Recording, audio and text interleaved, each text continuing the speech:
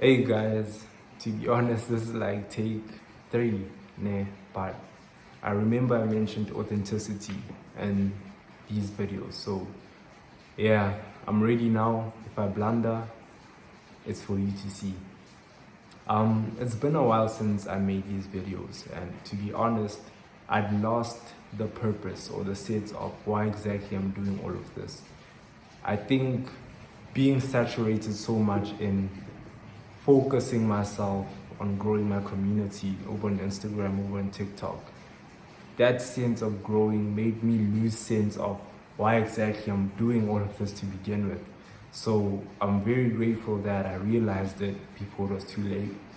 And I'm at a place now where I can get back to serving people, which is what my whole intention is. I want to serve a spark of inspiration, to think, to have conversations, Yeah, so today I'll be reading one of the pieces I wrote 2 years back now, and it will be as though I'm reading it for the first time since it's been such a long while. But yeah, I'm interested to get into it. Let me read for y'all. I want to see how good my reading skills has been since the last time I made the episode. Okay. The piece is titled, "Can the entire world be wrong or one person be correct?" And it goes like this. My opinion. One day I attempted counting every argument I'd have for that day, whether I was disputing with... Let me calm down and restart. Let's go. My opinion. One day I attempted counting every argument I'd have for that day, whether I was disputing why I couldn't wash the dishes or debating on the basis of theism. I was compelled to find out just how many times I'd put myself in the right. By the end of that day, I was arguing with myself that it couldn't have been 126 times. Impossible, right? I found some consolation knowing that others' egos were also as bloated as mine, but I became harrowed, wondering who was actually correct.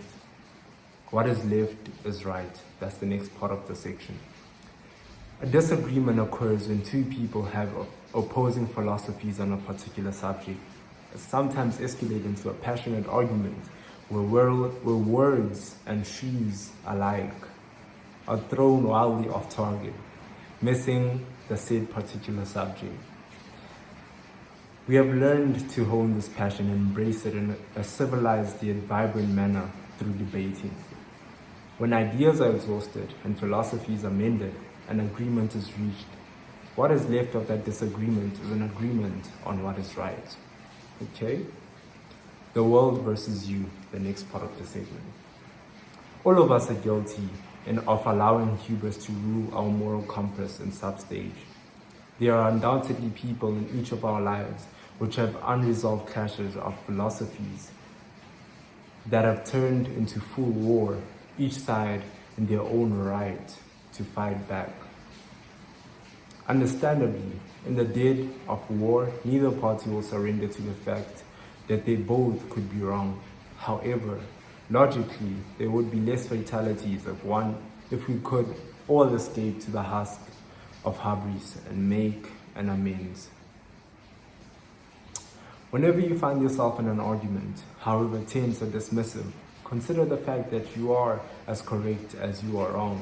Damn, you are as correct as you are wrong. What was I saying there? Let me read on. There is no need for what is left of the argument to be no man's land when peace has no hope. Sorry, I can't read this far. I'm really struggling since I don't have my glasses on. But yeah, let's go on. Let me reread that paragraph. Whenever you find yourself in an argument, however tense or dismissive, consider the fact that you are as correct as you are wrong. There is no need for what is left of the argument to be a no man's land where no peace has no hope, where peace has no hope. Okay? That is you're wrong, even when you are correct. Damn. So it is all about finding peace. Okay. Now this is the introspection part and where I conclude all my thoughts. This is what I said at that time. Take a moment to disagree with your own philosophies. what is wrong and who makes right. The only person who's correct is a person that acknowledges that they are wrong. The only person that is correct is the person that acknowledges that they are wrong. That deserves a round of applause, bro. Okay, so I realized when I was writing this, I was debating with myself a lot, and over the years, I've gotten skilled at doing that, skilled at dismantling my own philosophies.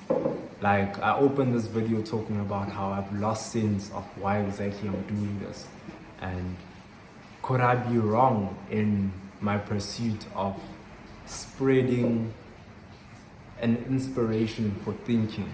I could be wrong. I could be conceited and naive to even think that that's possible, but it's certainly a moment of introspection to ask who makes what is right.